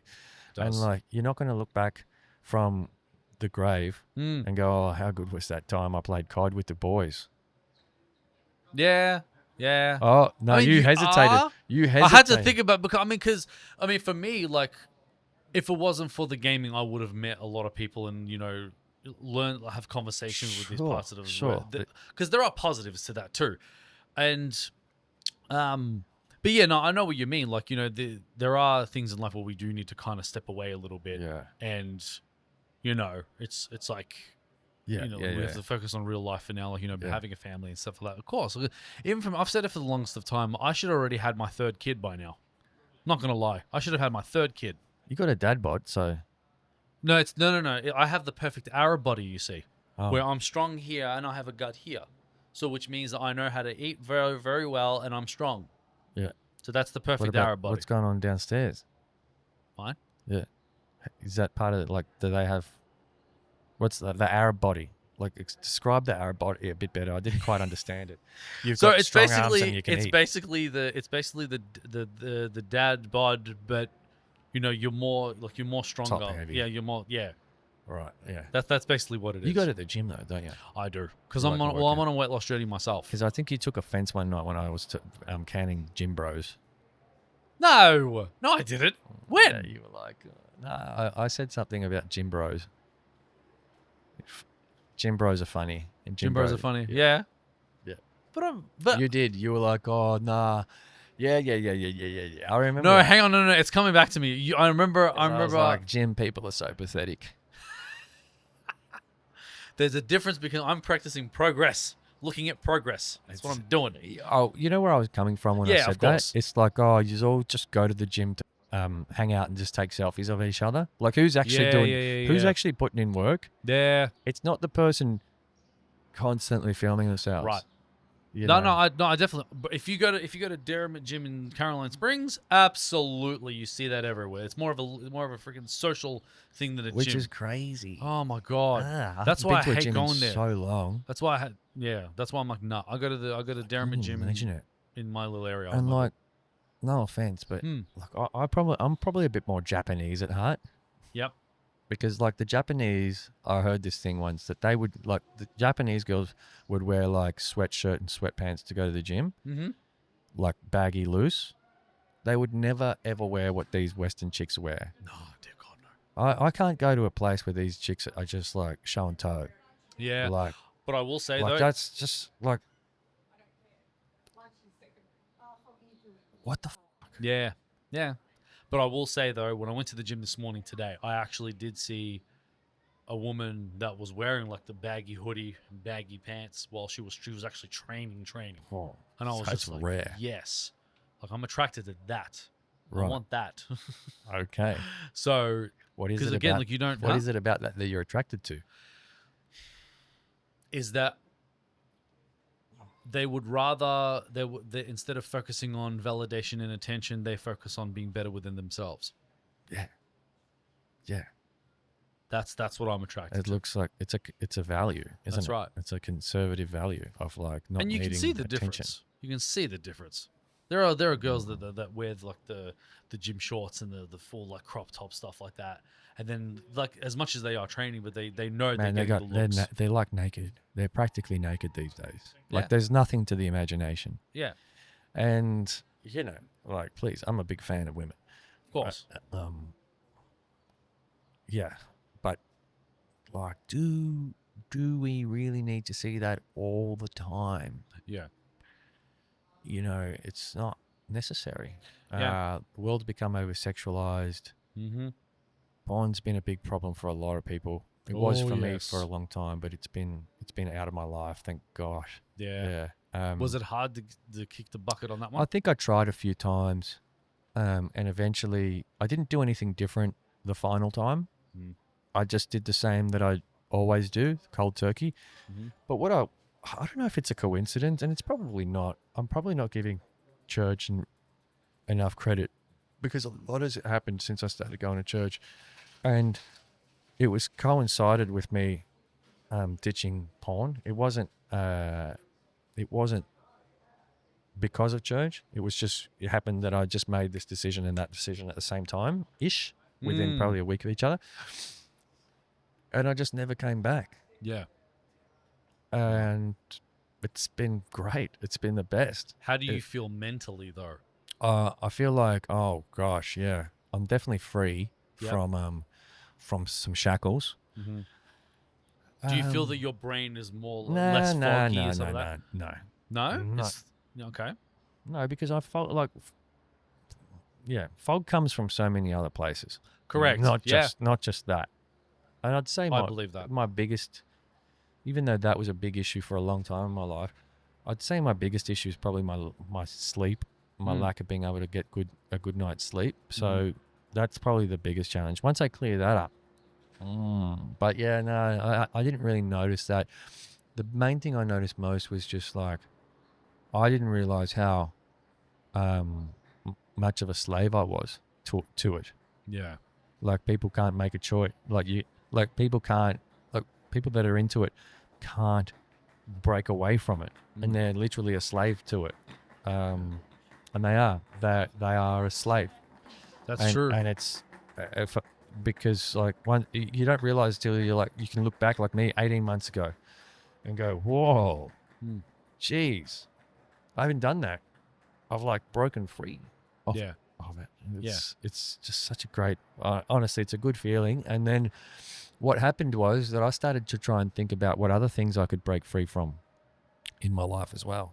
So I was like, oh, geez, what else have I been a slave to that I didn't even realize? Yeah. And that's a journey. Yeah. Like, there've been things. I ditched something else recently that has been very personal, and a habit that's been really personal and impacted me in some major ways, I suppose. And I've finally got cold turkey on that, but it hasn't been long enough for me to go, all right, I've properly kicked it this time. Yeah. So yeah, it's a journey. It's a journey of working out what you're a slave to, and what you can overcome. Yeah. Absolutely. I mean, And I think gaming is one of those things where I'm like, video games is one of those things that I was actually, I got into it pretty hard at one point. like as in what, 86-hour kind of video games, or 86 that- out. Streamers give Pokemon cards. You talk show, yeah? you podcast do. Yeah. No. Okay, on the radio later on. Yeah, I play Pokemon cards. I know you're talking about Pokemon cards. I got spin and I got resin. Shroomish for you. Thank you, Okay. sir. Thank you. Okay, Which one's this? it's Shroomish. Shroomish. Shroomish, yes. Shroomish. Thank you. Are you sure you want to give this to me? Yeah, 100%. Thank you. What's your name? Louis. Louis, what's your name? bro? Martin. Martin, nice to meet you. Yeah. Yeah. Okay. And what's your name? Leon, Leonidkslv. Leonid Kiselev, Leon Kiselev. Where are you from? From Russia, region. Oh, you're Russian. Oh, wow. Oh, well, nice to meet you, Leon. Nice to meet you. And thank you for Shroomish. No, Shroomish number one, yeah. I got for free resin, they said. Anyway. Keep those because they might have money later. Yeah. All right. Take care, boys. Cheers. Yeah. Cheers, Leon. Yeah. I never got into Pokemon, but Oh, I'm a Pokemon whiz it's my myself. first one. I got to catch them all. There you Got go. to catch them all now. That's right. Oh, here's a new addiction. Shroomish is Generation 3. Right. Yeah. Okay. Here you go. This guy, he just knows his cultures. You know your cultures, man. I do. You know your subcultures. Yes. I love to learn, because going back to when I didn't finish school, I really didn't want to be unintelligent, right? So, Frasier, you know the show Frasier? Do you remember the show Frasier? I do.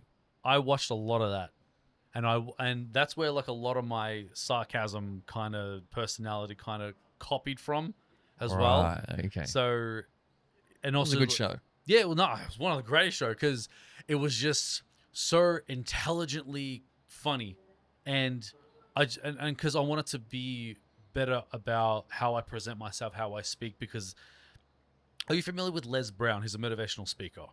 Rings a bell. He said so there's 3 things if you want to have a successful life. 1, change your mindset. 2,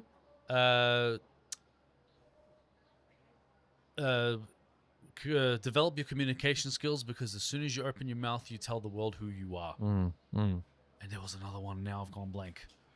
There was that one. Oh my god! It'll come up. It'll come at me at 3 a.m. That's homework for me. Yeah, Les Brown. Les Brown. Man, when you look at him, you don't think he's 80. Well, no, he should be 90 by now, almost. But this man, there's no gray hair on this man whatsoever. Crazy, but nah, man. Especially when you hear his story. What's his story about? Just quick. So, he was a twin brother. He was also. We got about 10 minutes left too. By the way. Oh, do we? Okay, yeah, cool. Yeah. Okay. It's all right. My ticket ends in 17 minutes, so it's all good. Great. Yeah. So, try to really shorten it. So he was a twin, and there was a lady who gave the 2 boys to another woman, because she felt that she wasn't fit to be a mother. So she adopted them away. Yeah, adopted them away, Yeah. right? And then there was another woman that took care of them and stuff like that. And obviously, this is in the US of like heavy racism in the 60s and 70s and stuff like that. Yeah. And like they were not allowed to like drink from water and like water taps and stuff like that. Yeah. You know, so he come up from that era. All right. African American. Yes. And so like he was what a lot of people were inspired by him, but because he was always hungry to be successful. He was always hungry to be successful. Does ring a bell, this story. Yeah. Yeah. And you got to look at it all. Like it's so there's so much. I mean, because again, I don't know why. I think my brain is going blank now for some reason.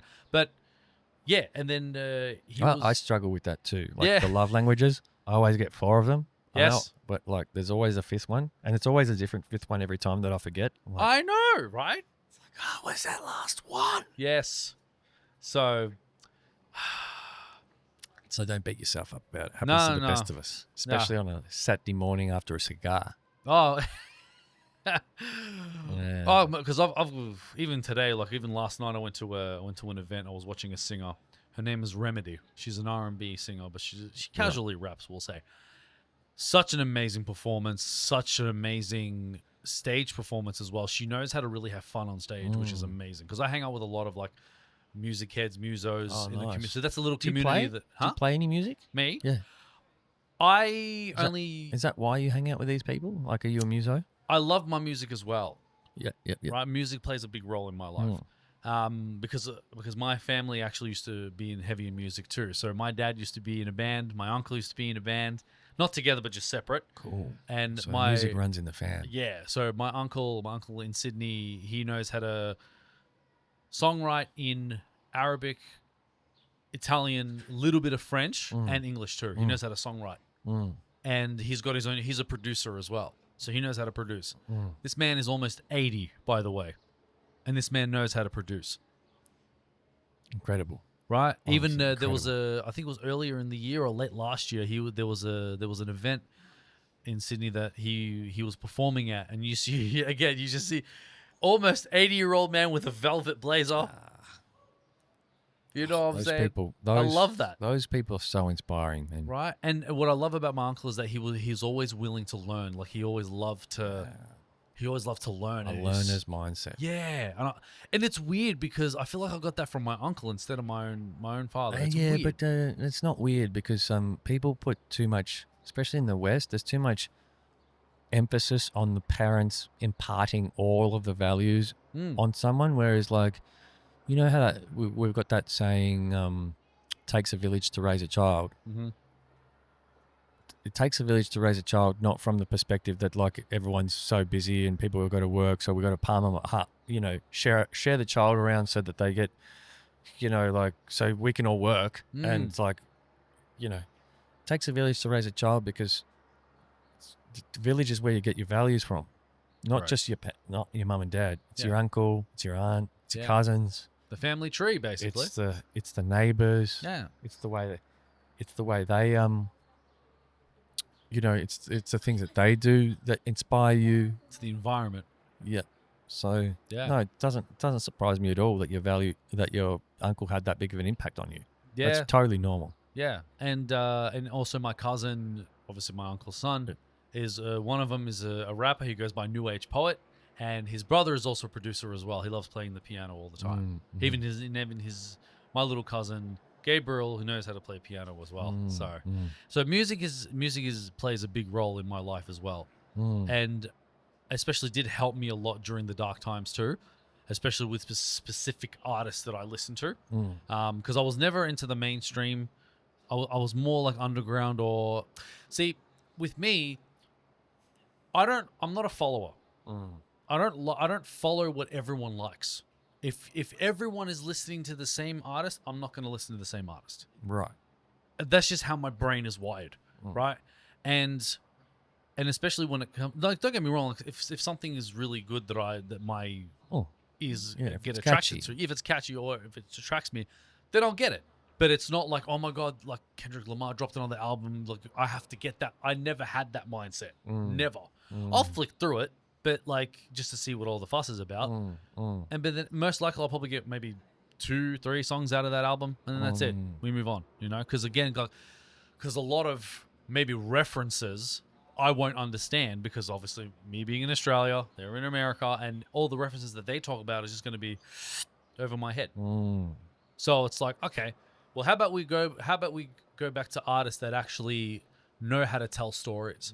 E40 is one of them, loves to obviously tell his story about what he's gone through in his life and how, he began getting kicked out and getting kicked out of home and this types of stuff. And man, it's dealing with the death of Tupac as well, because obviously they were very close, and yeah, just his journey in just the music as well. And he wasn't on the mainstream. Like, he was mainstream, but like he didn't get that level of fame, right? But he was more. He used his music and used his fame to a certain degree, to create businesses. So he ended up having his own business, his wine collection, and these types of things. And so he used it mostly for that. He would casually rap and stuff like that, make an album here and there, and. Because with the Bay areas where they're from, Now this rings a bell. Where? The Bay Area? Yeah, E40, the Bay Area. Yeah. Is this ringing a bell? Yeah. He did a song that got popular. I got really into like late 80s, early 90s hip hop. Yep. And I reckon E40 came up. He was probably a feature in one of the songs that you probably know. Interesting. Yeah. But there was a song called You and Nat with E40 and T-Pain, right? I reckon if I send it to you, you probably know what it is. Yeah. And that's what made me discover E40, and that's why I had to kind of travel back, because when I realized he was Tupac's best friend, it's like, oh my God, he's been in Tupac albums. He's obviously had Tupac on his albums and so on. So, and there's also other artists as well, and especially from Texas. The Houston rap. Are you familiar with the rap there? No. Nah, man. It's just I gotta show you some stuff. There's so many subcultures in the world. It's impossible to know them all and to keep up with it as well. Yeah. I mean, and they're expanding too. Oh man, they're expanding. Yeah. So yeah, it's interesting. I reckon we could talk. We could just sit here probably all day and have this if you didn't have to go to parking and my batteries weren't running out. Yeah. But yeah, I feel like we're only just starting to scratch the surface of things, to be honest. Hell yeah, bro. But see, I love conversation like this. Yeah, it's perfect. Yeah, isn't it? It's the whole purpose of a podcast. That's why I do it too. Yeah. I want to be the Joe Rogan of Australia. That's my goal. Really? Okay. That is my goal. Okay. Australia's Joe Rogan. That's a hell of a goal. I'm gonna reach it. Yeah. I'm gonna reach it. Okay. No one said you weren't going to, bro. I love your conviction, bro, but like, just ease up on the intensity so that. No, you probably need that intensity to It's to keep the fire.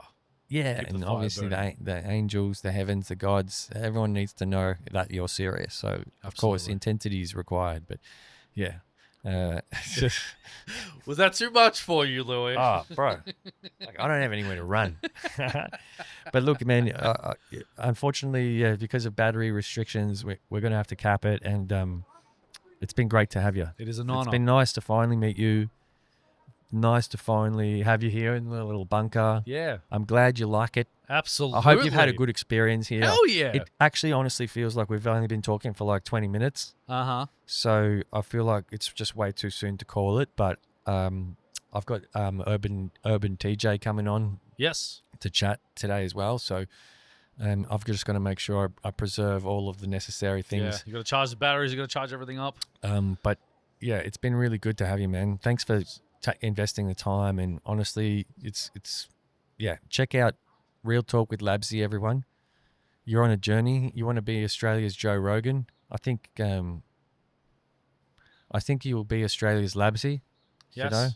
You know, and whatever happens, obviously the success from having a podcast that reaches many is really what you want. Absolutely. You know, and to do it your own way. Yes. And I wish you all the best with that. Thank you so You know, much, sir. I think I'm on a similar journey. I don't know what I'm doing with this. I just keep coming Oh, back. you're staying. I just keep coming back. Yeah, well, I just keep, you know what I mean? Like, I'm not looking too far forward. Look, I'm kind of just like, oh, I'll just do another ep. yep, let's do another episode. Yeah. But you know what? Just keep doing it, man. I know it's good for me. I know it's having a positive impact on my life, and I think you'll agree. Like when you have a project like this, it's the benefits of it. You know, not just for yourself, but for others. You know, to be able to tell other people's stories and give them a platform to do that. It's worth investing in. And then when I look at the alternative, it's like, oh, what else would I be doing? Just going to the pub, Yes. drinking, gambling, you know, all of the stuff that, Exactly. you know what I mean? When I don't have a passion, like a hobby, and like I'd say this is similar for a lot of men, whether it's cars or whether it's podcasting Yeah. or whether it's, I don't know, gaming, I Yeah. suppose. When you don't have a Yeah. hobby or a passion, you'll end up potentially, you can slip into self-destructive kind of patterns because like we need to be stimulated by something, but to be able to choose this, to be able to sit in front of someone today that's also choosing this and just tell a few stories has been a real fun experience for me too. To finally put a face to the name, to finally give the man a handshake. Absolutely. And I thank you so much for being part of this experience with me, man. And it is an honor to be here. Yeah. It is an honor to be Yeah. here, sir. And thank It you is. so much for letting me be a guest, man. No, it's been great. Let's clap it out. You want to do that? You Hell wanna do yeah. that? You pick up that bad boy and there we go. 1, 2, 3. Nice one. Woo! Cheers, Labzy. Out. Out.